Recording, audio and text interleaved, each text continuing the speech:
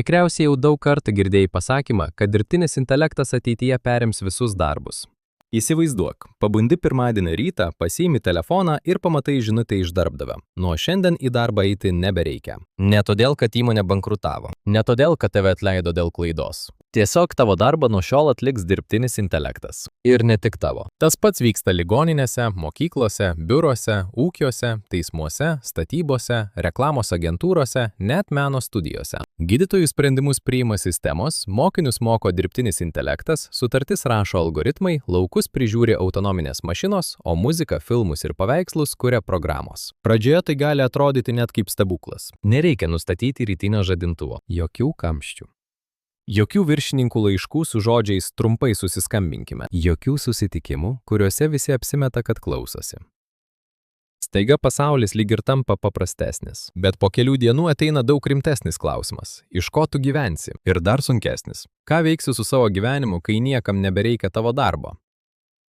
Šiame pasakojime kalbame ne apie robotą dulkių siurblį ar programą, kuri padeda parašyti elektroninį laišką. Kalbame apie kraštutinį scenarijų, kuriame dirbtinis intelektas gali atlikti beveik viską, už ką šiandien žmogui mokami pinigai.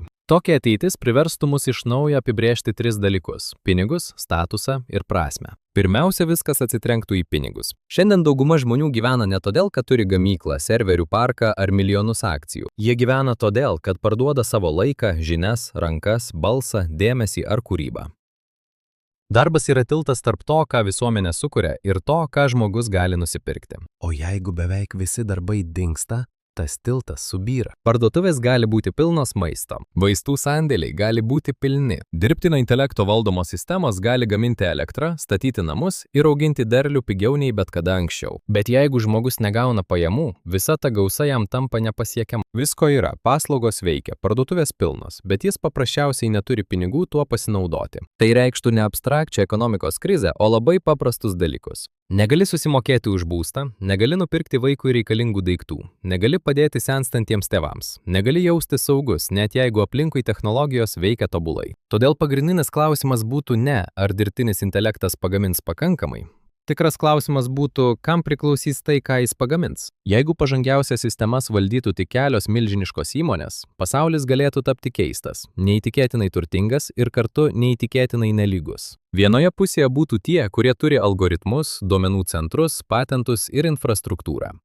Kitoje pusėje visi kiti, kurių pagrindinis turtas anksčiau buvo gebėjimas dirbti. Ir tai nėra visiška fantastika. Dar 2013 metais Oksfordo tyrėjai Karlas Benediktas Frey ir Michaelas Osbornas apskaičiavo, kad beveik pusė Jungtinių valstijų darbo vietų teoriškai gali paveikti kompiuterizavimas. Tai nereiškia, kad visi tie darbai tikrai išnyks, bet parodė mastą. Automatizacija nebėra tik fabrikų problema. Anksčiau mašinos daugiausia pakeisdavo fizinį žmogaus darbą. Jos kasė, kėlė, vežė, pjaustė, siuvo. Dabar technologijos pradeda daryti tai, ką anksčiau laikėme žmogaus proto darbu. Analizuoja informaciją, rašo tekstus, kuria vaizdus, programuoja, verčia kalbas ir padeda priimti sprendimus. Labiausiai pažeidžiami taptų darbai, kuriuose daug pasikartojančių užduočių, dokumentų, duomenų analizės, standartinių atsakymų ar aiškių taisyklių. Tačiau ne viską pakeisti būtų taip paprasta. Darbai, kuriuose reikia gyvo žmogiško ryšio, fizinio prisitaikymo prie nenuspėjamos aplinkos, atsakomybės, empatijos ar pasitikėjimo išliktų daug sudėtingesni. Slaugytoja, vaikų auklėtoja, psichologą, meistrą namuose ar žmogų, kuris prižiūri seną mamą, pakeisti nėra tas pats, kas automatizuoti sąskaitos išrašymą. Vadinasi, profesijų pasaulis nebūtinai išnyktų per vieną naktį. Tai būtų tiesiog kitoks persiskirstimas. Vieni darbai dingtų greičiau, kiti pasikeistų, o kai kurie taptų dar labiau vertinami būtent dėl to, kad juose reikalingas žmogus. Bet net jeigu valstybės kažkaip išspręstų pinigų klausimą, liktų antras, tylesnis smūgis. Darbas daugeliui žmonių nėra viena alga. Jis duoda dienai ritmą, priežastį atsikelti, vietą, kurioje esi reikalingas. Net paprastas klausimas, kuo užsiimi, dažnai reiškia daugiau nei smalsumą. Juo mes bandome suprasti, kokią vietą žmogus užima pasaulyje.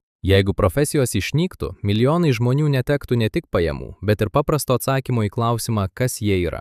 Čia dažnai atsiranda universalių bazinių pajamų idėja. Jos principas paprastas. Kiekvienas žmogus reguliariai gauna pinigų vien už tai, kad yra visuomenės narys. Ne kaip pašalpa už nesėkmę, o kaip bazinį saugumą. Tokie eksperimentai jau buvo vykdomi skirtingose šalyse ir miestuose. Kai kur jie neparodė didelio užimtumo šuolio, bet dažnai parodė kitą dalyką.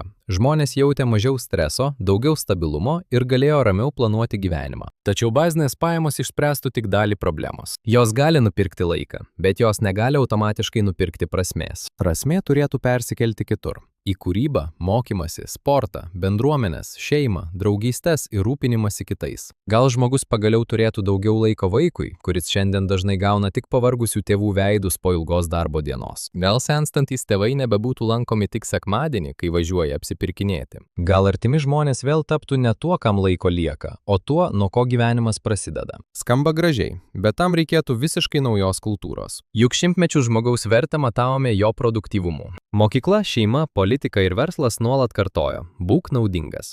Dirbk. Sukurk vertę. Prisidėk prie ekonomikos. Bet pasaulyje, kuriame didžiąją dalį darbų atlieka dirbtinis intelektas, tektų paklausti kitaip. Ar žmogus vertingas tik tada, kai jis reikalingas rinkai? Jeigu atsakymas būtų taip, dirbtinis intelektas taptų ne išlaisvinimu, o milžinišku žmonių nuvertinimo mechanizmu. Bet jeigu atsakymas būtų ne, galbūt pirmą kartą istorijoje galėtume atskirti žmogaus teisę gyventi nuo pareigos parduoti savo laiką. Todėl pasaulis be darbų nebūtinai būtų rojus. Ir nebūtinai būtų katastrofa. Jis būtų veidrodis.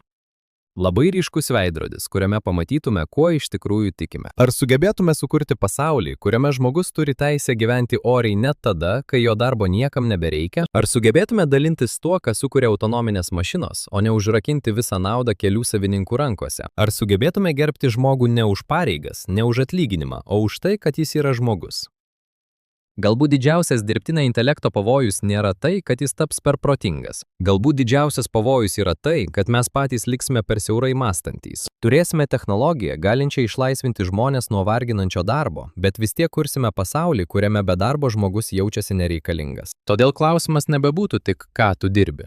Klausimas būtų daug gilesnis. Ką tu kuri, kai tavęs niekas neverčia? Kuo rūpiniesi, kai nebereikia kovoti dėl išlikimo? Su kuo esi, kai nebereikia nuolat skubėti? Ir galbūt tik tada rimtai paklaustume, kas iš tikrųjų daro žmogų reikalingą? Ne darbas.